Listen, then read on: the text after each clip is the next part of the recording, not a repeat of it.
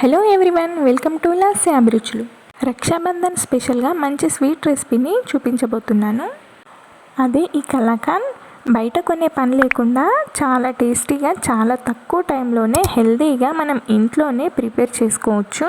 Just 3 ingredients మన ఇంట్లో ఉంటే చాలు, 10 నిమిషాల్లోనే ఈ కలాకాండ్ని ప్రిపేర్ చేసుకోవచ్చు. అది ఎలాగో తెలుసుకోవాలంటే ముందుగా నా వీడియోకి లైక్ చేసి నా ఛానల్ని సబ్స్క్రైబ్ చేసుకోండి. ఈ ఇన్స్టంట్ కలాకండ్ చేయడానికి ఫ్రెష్ పన్నీర్ 200 గ్రామ్ వరకు తీసుకున్నాను. ముందుగా దీన్నంతా గ్రేట్ చేసి తీసుకోవాలి.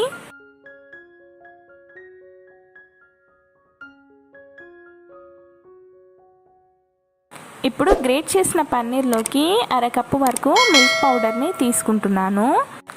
అలాగే ఒక 1/2 కప్పని చిక్కటి పాలను కూడా వేస్తున్నాను. ఒకవేళ మీ దగ్గర మిల్క్ పౌడర్ లేకపోతే మీరు మొత్తం పాలనే వాడుకోవచ్చు.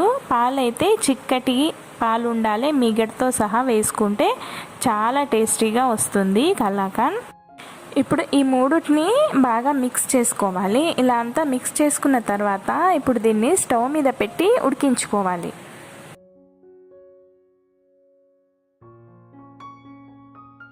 స్టవ్ని మీడియం ఫ్లేమ్లో పెట్టుకొని ఉడికించుకోవాలి.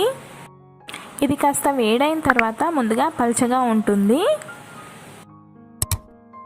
పల్చగా అయ్యిందని స్టవ్ని హై ఫ్లేమ్లో పెట్టుకోకూడదు, మీడియం ఫ్లేమ్లోనే పెట్టుకొని ఉడికించుకోవాలి.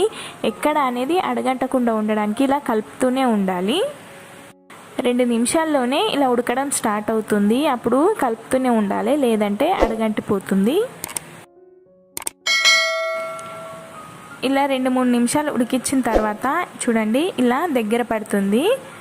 ఈ స్టేజ్లోకి వచ్చాక మనము ఇందులోకి చక్కెర యాడ్ చేసుకోవాలి. ఈ చక్కెర వచ్చి 4 టేబుల్ స్పూన్ వరకు ఉంటుంది.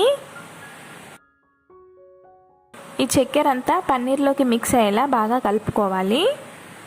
చక్కెర మిక్స్ అయ్యాక పన్నీర్ అనేది మళ్ళీ కాస్త పలచబడుతుంది.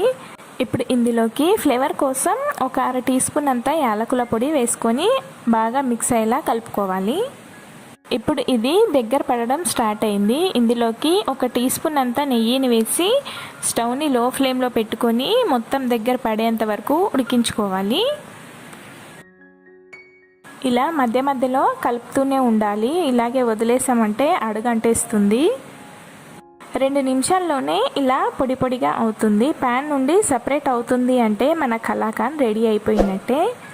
ఈ స్టేజ్లోనే మనము స్టవ్ని ఆఫ్ చేసుకొని కిందికి దించేసుకోవాలి.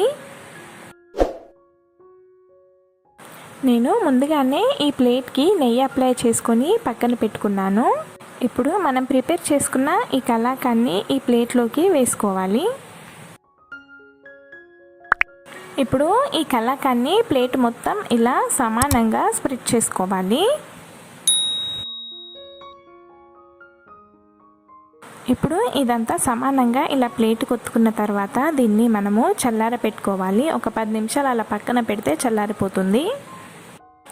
ఒక 10-15 నిమిషాల తర్వాత ఇప్పుడు వీటిని మనము పీసెస్గా కట్ చేసుకోవాలి.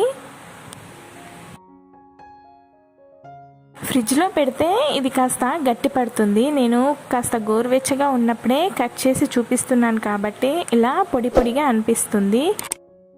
ఇలా కట్ చేసిన తర్వాత 1 గంట సేపు ఫ్రిడ్జ్లో పెట్టుకొని తీసుకుంటే కాస్త గట్టి పడుతుంది. అప్పుడు పొడి పొడిగా కాకుండా చక్కగా పీసెస్ వస్తాయన్నమాట. నేను వెంటనే తీయడం వల్ల ఇలా కాస్త పొడి పొడిగా వచ్చింది. అంతేనండి, జస్ట్ 10 నిమిషాల్లో కలాకండ్ రెడీ అయిపోయింది. అచ్చం స్వీట్ షాప్ స్టైల్లో అదే టేస్ట్ వస్తుంది. నా వీడియో మీకు ఎలా అనిపించిందో కామెంట్ చేయండి. నా స్వీట్ రెసిపీ నచ్చితే లైక్ చేయండి. అలాగే నా ఛానల్ని సబ్స్క్రైబ్ చేసుకోండి. Thanks for watching.